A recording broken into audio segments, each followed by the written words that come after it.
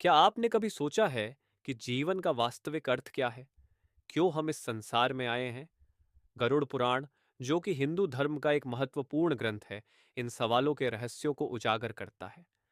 आज हम आपको एक ऐसी कहानी सुनाएंगे जो आपको सोचने पर मजबूर कर देगी। एक कहानी जिसमें जीवन, मृत्यु और पुनर्जन्म के गहरे रहस्य छिपे हैं। आइए शुरू करते हैं। गरुड़ पुराण का महत्व। गरुड़ पुराण हिंदू धर्म के 18 पुराणों में से एक है। इसे भगवान विष्णु के वाहन गरुड़ द्वारा कहा गया माना जाता है। यह पुराण न केवल धार्मिक शिक्षाएं प्रदान करता है, बल्कि मृत्यु के बाद के जीवन, आत्मा के चक्र और कर्मों के फल के बारे में भी गहरी जानकारी देता है। किसी समय की बात है, एक छोटे से गांव में एक ब्राह्मण रहता था, जिसका नाम था शार्दुल। शार्दुल अत्यंत ज्ञानी और धर्मात्मा था, लेकिन एक बात उसे परेशान करती थी। मैं जीवन के रहस्यों को जानना चाहता हूं। एक दिन शार्दुल ने एक साधु को देखा, जो गांव में भिक्षाटन कर रहा था। साधु ने उसे बताया, तुम्हें गरुड़ पुराण का अध्ययन करना चाहिए। इसमें जीवन के सभी रहस्यों का उत्तर छिपा है। गरुड़ पुराण का ज्ञान।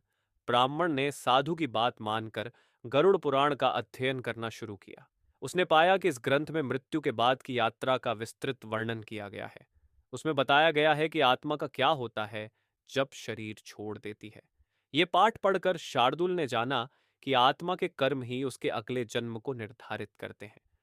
आत्मा की यात्रा गरुड़ पुराण में एक विशेष कथा है, जिसमें एक राजा, जिसका नाम था प्राचीन, अपनी मृत्यु के बाद यमराज के पास गया। यमराज ने उसे बताया, तुम्हारी आत्मा ने अच्छे और बुरे कर्म किए हैं। तुम्हें पहले अपने कर्मों का फल भोगना होगा।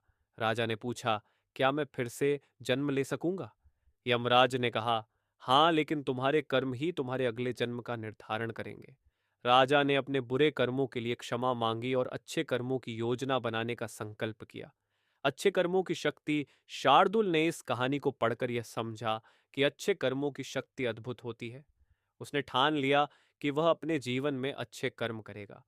उसने अपने गांव के लोगों की मदद करना शुरू किया, गरीबों को खाना खिलाया और ज्ञान बांटा।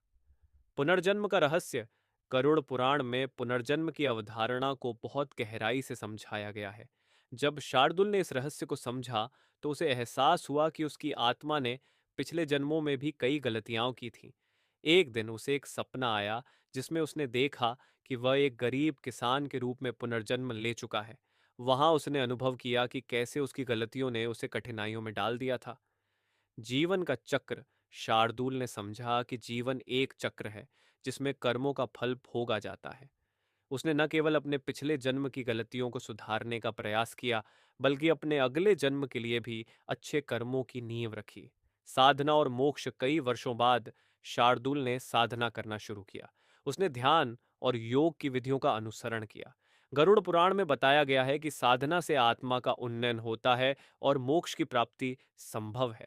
कहानी का अंत। एक दिन शार्दुल ने अपने जीवन के अंतिम क्षणों में यह महसूस किया कि उसने अपने जीवन को सही दिशा दी है। उसने अपने परिवार को, गांव को और अपने जीवन के अनुभवों को साझा किया। उसकी आत्मा ने यमराज के पास जाकर कहा, मैंने अपने कर्मों को सुधारने का प्रयास किया है। मैं अब मोक्ष की प्राप्ति चाहता हूं। यमराज ने मुस्कुराते हुए कहा, तुम्हारा प्रयास सराहनीय है।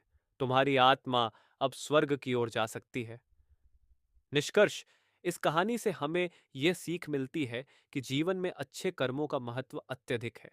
गरुड़ पुराण हमें यह बताता है कि हम अपने कर्मों से अपने जीवन को बना या बिगाड़ सकते हैं। हमें अपनी आत्मा के उन्नयन की दिशा में प्रयासरत रहना चाहिए।